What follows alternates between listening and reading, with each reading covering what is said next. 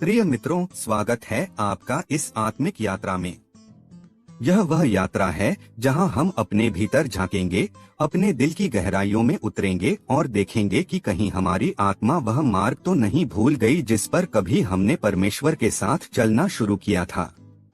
आज का यह संदेश किसी और के लिए नहीं बल्कि मेरे और आपके लिए है, क्योंकि जब आत्मा थक जाती है, जब विश्वास मध्यम होने लगता है, तब हमें यह पूछना चाहिए, हे प्रभु, क्या मैं अभी भी तेरे निकट हूँ? बिली ग्राहम कहा करते थे कि मनुष्य का सबसे बड़ा शत्रु शैतान नहीं बल्कि उसका अपना हृदय है जो सत्य को सुनना नहीं चाहता। आज हम उन्हीं बातों को समझेंगे, वे 5 आदतें जो हमारी आत्मा को धीरे धीरे परमेश्वर से दूर ले जाती हैं। ये आदतें चुपचाप बढ़ती हैं, बिना आवाज, बिना चेतावनी, परंतु इनका परिणाम बहुत गहरा होता है। पहली बुरी आदत है शिकायत और असंतोष की आत्मा। शुरुआत में ही शैतान ने हव्वा से कहा था, क्या सचमुच परमेश्वर ने कहा? और वहीं से असंतोष की आत्मा मनुष्य में प्रवेश कर गई।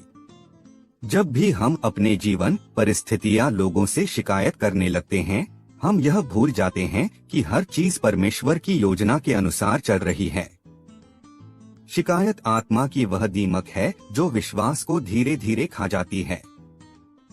जब हम शिकायत करते हैं, हम परमेश्वर के आशीषों को भूल जाते हैं, हम अपने वर्तमान को कोसते हैं और भविष्य को लेकर डरने लगते हैं। बाइबल कहती है, सब बातों में धन्यवाद करो, क्योंकि यही मसीह यीशु में तुम्हारे लिए परमेश्वर की इच्छा है। 1 थिस्सलुनीकियों 5:18। यदि हम शिकायत छोड़कर धन्यवाद की भाषा सीख लें, तो आत्मा तुरंत तरोताजा हो जाती है। धन्यवाद वह कुंजी है जो स्वर्ग के द्वार खोलती है। बिली ग्राहम ने कहा था कि जो व्यक्ति हर परिस्थिति में आभारी रहना सीख जाता है, वह कभी आध्यात्मिक रूप से गरीब नहीं रहता। दूसरी बुरी आदत है आत्मिक आलस्य की आत्मा।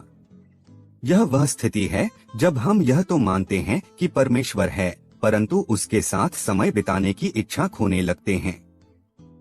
पहले जब हम प्रार्थना करते थे तो हृदय में आग होती थी, अब बस एक औपचारिकता रह गई है। पहले जब हम वचन पढ़ते थे तो हर पंक्ति में जीवन महसूस होता था, अब वही पंक्तियां बोझ लगने लगी हैं।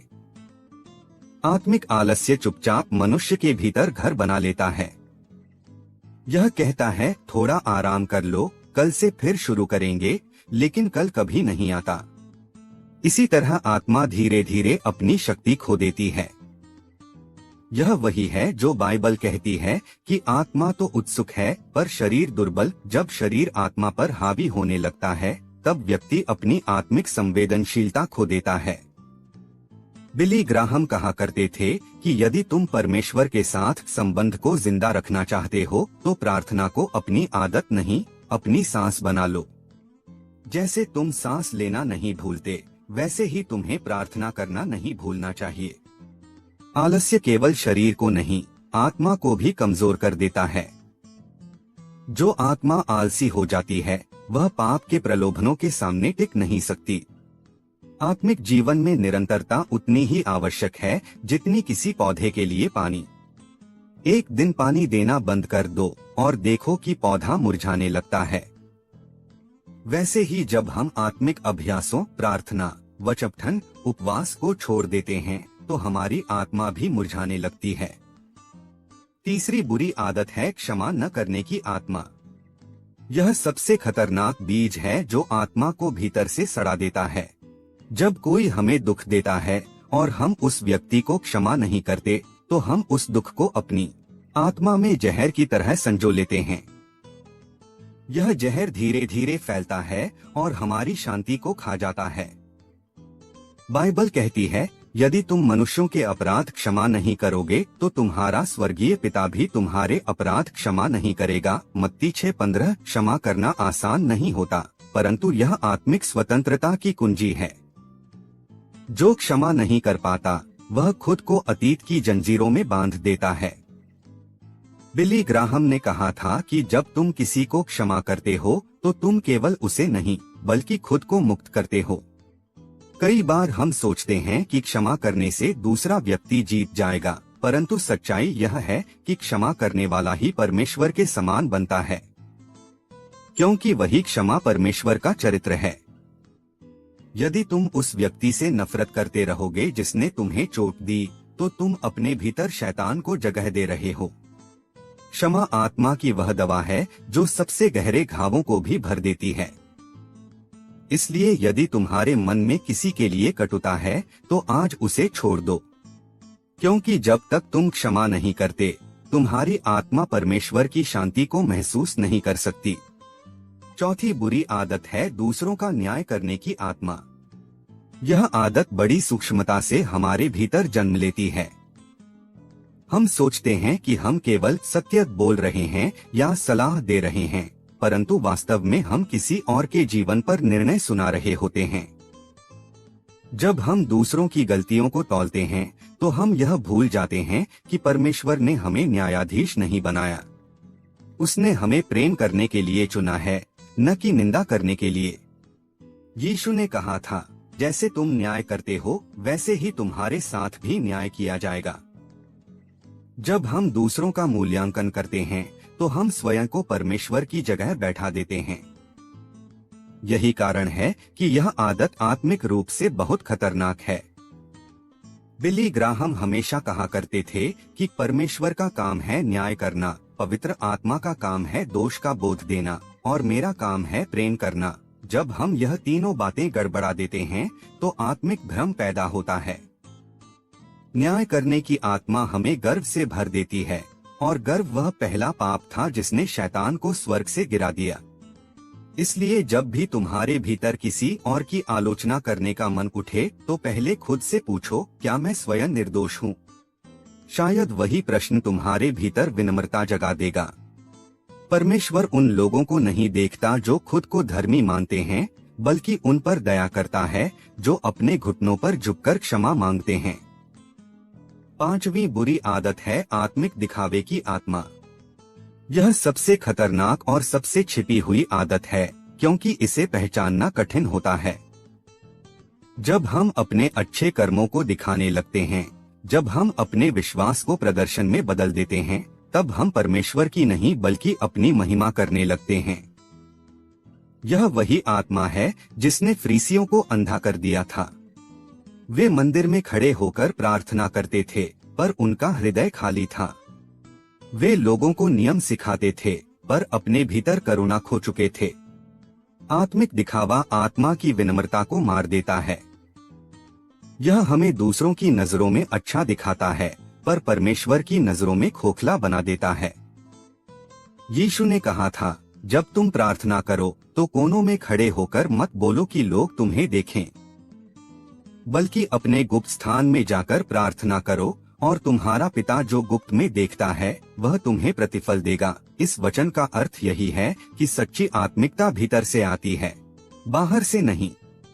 बिली ग्राहम ने कहा था कि एक व्यक्ति तब सबसे शक्तिशाली होता है जब वह अपने कमरे में अकेला घुटनों पर बैठा होता है। दिखावे की आत्मा लोगों को प्रभावित कर सकती है, परंतु परमेश्वर को नहीं, क्योंकि वह बाहरी रूप नहीं देखता, वह हृदय को देखता है। जब हमारी आराधना केवल शब्दों में रह जाती है और जीवन में नहीं उतरती, तब आत्मा सूखने लगती है। इसलिए मित्र, यदि तुम महसूस कर रहे हो कि तुम्हारे भीतर ये 5 आदतें किसी रूप में काम कर रही हैं, शिकायत, आलस्य, क्षमा न करना, दूसरों का न्याय करना या आत्मिक दिखावा, तो यह समय है कि तुम अपने दिल के द्वार फिर से खोल दो। परमेश्वर तुम्हें दोष देने नहीं बल्कि चंगा करने आया है। वह तुम्हारी आत्मा को फिर से जगा सकता है, जैसे सूखी हड्डियों में फिर से जीवन फूंक दिया गया था। बस उसे एक सच्चा अवसर दो। जब कोई व्यक्ति आत्मा में कमजोर पड़ने लगता है तो यह तुरंत दिखाई नहीं देता। पहले भीतर की आवाज धीमी पड़ती है, फिर प्रार्थना का स्वाद चला जाता है, फिर बाइबल की बातें साधारण लगने लगती हैं। धीरे धीरे मनुष्य उस जगह पहुंच जाता है जहां वह सब कुछ सही करता हुआ दिखता है, पर भीतर से खाली हो जाता है। यही वह अवस्था है जहां ये 5 आदतें पनपती हैं। शिकायत हमें कृतज्ञता से दूर करती है, आलस्य हमें आत्मिक अनुशासन से काट देता है, क्षमा न करना हमें अतीत की कैद में डाल देता है, दूसरों का न्याय करना हमें अभिमान से भर देता है और आत्मिक दिखावा हमें परमेश्वर की सच्चाई से अलग कर देता है। इन पांचों का मिलाजुला प्रभाव ऐसा होता है जैसे कोई पेड़ जिसकी जड़ें धीरे धीरे सूख रही हों, ऊपर से वह हरा दिखे पर भीतर से वह मर चुका हो। आत्मा भी ऐसी ही होती है। वह लंबे समय तक अपने दर्द को छिपा सकती है, परंतु एक दिन वह टूट जाती है। और जब आत्मा टूटती है तब व्यक्ति अपने उद्देश्य से भटक जाता है। शिकायत की आत्मा वह बीज है जो कृतघ्नता की मिट्टी में सबसे जल्दी उगता है। जब कोई व्यक्ति परमेश्वर की भलाई भूल जाता है तो वह अपनी परिस्थिति से असंतुष्ट होने लगता है। वह सोचता है कि जो दूसरों को मिला वह मुझे क्यों नहीं मिला। यहीं से तुलना की आत्मा जन्म लेती है और तुलना से ईर्ष्या, ईर्ष्या से कटुता, कटुता से दूरी और दूरी से आध्यात्मिक सूखापन। यही कारण है कि बाइबल बार बार कहती है, आनंदित रहो, प्रार्थना में लगे रहो, हर बात में धन्यवाद करो। धन्यवाद वह शक्ति है जो शैतान को परास्त करती है। जब तुम हर परिस्थिति में धन्यवाद करते हो तब तुम घोषणा करते हो कि तुम्हारा विश्वास परिस्थितियों से नहीं बल्कि परमेश्वर की निष्ठा से जुड़ा है। बिली ग्राहम कहा करते थे कि जो व्यक्ति कठिनाइयों में भी धन्यवाद करना सीख जाता है वह कभी निराश नहीं रह सकता, क्योंकि उसके हृदय में परमेश्वर की उपस्थिति जीवित रहती है। आत्मिक आलस्य का प्रभाव और भी गहरा है। यह पाप की तरह अचानक नहीं आता, यह धीरे धीरे प्रवेश करता है। पहले प्रार्थना का समय छूटता है, फिर मन कहता है आज मन नहीं है, फिर वही मन हर दिन बहाने खोजने लगता है। अंततः आत्मा एक ऐसी आदत में गिर जाती है जहां उसे परमेश्वर की भूख नहीं रहती। वह जानता है कि उसे उठकर कुछ करना चाहिए, पर उसकी इच्छा मर चुकी होती है। यही वह क्षण होता है जब शैतान फुसफुसाता है, तुम बहुत थक चुके हो, थोड़ी देर आराम करो। लेकिन आत्मा के लिए आराम का अर्थ हमेशा दूर होना नहीं होता, बल्कि परमेश्वर की उपस्थिति में स्थिर रहना होता है। आलस्य उस स्थिरता को भी चुरा लेता है। बिली ग्राहम ने कहा था कि आत्मिक जीवन में स्थिर रहना भी एक युद्ध है। हर दिन का प्रलोभन यही होता है कि कुछ भी न किया जाए। जो व्यक्ति आलस्य को जीतना सीख जाता है वही आत्मिक रूप से बढ़ता है। आलस्य को तोड़ने का एक ही तरीका है, आज्ञाकारिता में तुरंत चलना। जब आत्मा कहे कि प्रार्थना करो तो उस पल करो, जब वचन कहे कि क्षमा करो तो तुरंत करो, जब अवसर मिले किसी की सेवा करने का तो देर मत करो। देर हमेशा दरार बनाती है। क्षमा न करना आत्मा का सबसे भारी बोझ है। कई लोग कहते हैं कि वे आगे बढ़ना चाहते हैं, लेकिन आगे बढ़ नहीं पाते क्योंकि उनके दिल में कोई पुराना घाव जकड़ा रहता है। वह घाव वर्षों पुराना हो सकता है, लेकिन उसका दर्द आज भी जिंदा है। वह दर्द आत्मा को बांधता है। परमेश्वर चाहता है कि हम उस घाव को उसके हाथों में सौंप दें। क्षमा का अर्थ भूल जाना नहीं होता, इसका अर्थ यह है कि हम अब उस दर्द को अपने ऊपर हावी नहीं होने देंगे। जब हम क्षमा करते हैं तो हम शैतान के अधिकार को तोड़ते हैं। बिली ग्राहम ने कहा था कि क्षमा करना आत्मिक परिपक्वता की सबसे बड़ी निशानी है, क्योंकि क्षमा वही कर सकता है जिसने स्वयं परमेश्वर की क्षमा को अनुभव किया हो। जब हम क्रूस को देखते हैं तो हमें समझ में आता है कि जिसने हमें इतनी बड़ी क्षमा दी, हम कौन हैं कि किसी को माफ न करें। इसलिए जब भी तुम्हारे मन में किसी के लिए कठोरता हो तो क्रूस को याद करो। वहाँ पर मसीह ने कहा था, पिता इन्हें क्षमा कर, क्योंकि ये नहीं जानते कि क्या कर रहे हैं। यही वचन आत्मा को स्वतंत्र करता है। दूसरों का न्याय करना एक ऐसा पाप है जो पवित्रता के आवरण में छिपा रहता है। कई बार हम सोचते हैं कि हम परमेश्वर की ओर से बोल रहे हैं, पर वास्तव में हम अपने अहंकार से बोल रहे होते हैं। आत्मिक रूप से परिपक्व व्यक्ति वह है जो दूसरों की गलतियों को देखकर पहले अपने भीतर झांकता है। वह कहता है, हे प्रभु, मैं भी तेरे अनुग्रह से ही खड़ा हूँ। यही विनम्रता आत्मा को सुरक्षित रखती है। न्याय की आत्मा केवल दूसरों को ही नहीं तोड़ती बल्कि खुद को भी बंद कर देती है। जब हम किसी का न्याय करते हैं तो हम प्रेम का द्वार बंद करते हैं, और जब प्रेम बंद होता है तो आत्मा अंधकार में चली जाती है। इसलिए यीशु ने कहा, दया चाहो, न्याय नहीं। दया वह शक्ति है जो सबको समान देखती है। बिली ग्राहम ने कहा था कि अगर लोग तुम्हारे जीवन को देखकर मसीह को पहचानते हैं तो यह तुम्हारे शब्दों से नहीं बल्कि तुम्हारे प्रेम से हुआ है। आत्मिक दिखावा शायद आज की दुनिया की सबसे बड़ी समस्या है। हम सोशल मीडिया, चर्च या समाज में एक ऐसी छवि बनाना चाहते हैं जहां सब हमें आध्यात्मिक समझें, लेकिन परमेश्वर उस अभिनय से प्रभावित नहीं होता। वह केवल सत्य चाहता है। जब हम प्रार्थना इसीलिए करते हैं कि लोग हमें देख लें, जब हम सेवा इसीलिए करते हैं कि लोग हमारी तारीफ करें, तब हम परमेश्वर की उपस्थिति से बाहर निकल रहे होते हैं। दिखावा आत्मा की सच्चाई को मार देता है। वह धीरे धीरे व्यक्ति को दो हिस्सों में बांट देता है, एक जो लोगों को दिखता है और एक जो परमेश्वर जानता है। इन दोनों के बीच का अंतर जितना बढ़ता है, आत्मा उतनी टूटती जाती है। बिली ग्राहम ने कहा था कि अगर तुम्हारा जीवन वही है जो तुम अकेले में हो तो तुम सच्चे मसीही हो।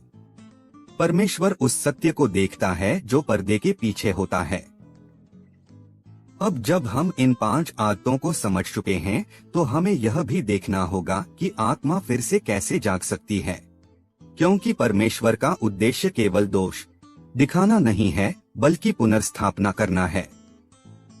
आत्मा तब जागती है जब व्यक्ति अपने हृदय को खोलकर कहता है, हे प्रभु, मैं लौट आया हूँ। यह वाक्य ब्रह्मांड में गूंजता है और स्वर्ग के द्वार खुल जाते हैं। परमेश्वर उस व्यक्ति की ओर दौड़ता है जो पश्चाताप के साथ लौटता है। यह वही दृश्य है जैसे खोया पुत्र जब घर लौटा तो पिता ने दूर से दौड़कर उसे गले लगाया। आत्मा के पुनर्जीवन की शुरुआत पश्चाताप से होती है।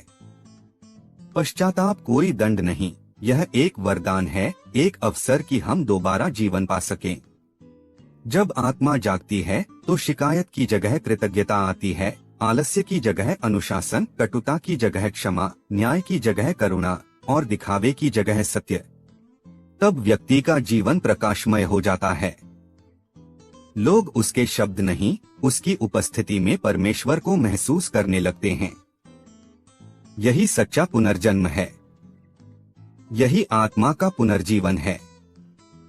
और जब यह होता है तब व्यक्ति न केवल स्वयं बदलता है बल्कि अपने चारों ओर वातावरण को भी बदल देता है। बिली ग्राहम ने कहा था कि अगर एक व्यक्ति सच में मसीह के लिए जल उठे तो पूरा शहर उस रोशनी को देखेगा। यही तुम्हारा बुलावा है कि तुम उस रोशनी के वाहक बनो। आज तुम्हें निर्णय लेना है। क्या तुम इन 5 आदतों को अपने भीतर जगह दोगे या उन्हें परमेश्वर के हाथों में सौंप दोगे? परमेश्वर कहता है, देख, मैं तेरे द्वार पर खड़ा होकर खटखटाता हूँ। यह खटखटाहट हर दिन होती है।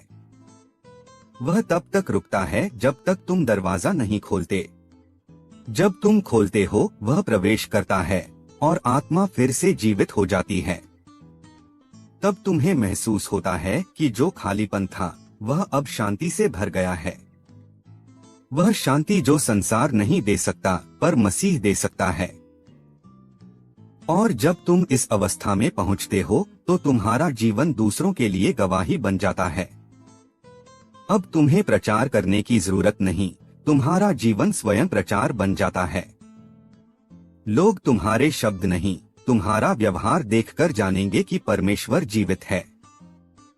यही वह बिंदु है जहां आत्मा और उद्देश्य एक हो जाते हैं। यही आत्मिक परिपक्वता है। अब एक क्षण के लिए रुकिए, अपनी आंखें बंद कीजिए और अपने भीतर झांकिए। क्या तुमने उन 5 आदतों को महसूस किया था जो तुम्हें धीमे धीमे परमेश्वर से दूर कर रही थीं? अब उन्हें एक एक करके परमेश्वर को सौंप दो।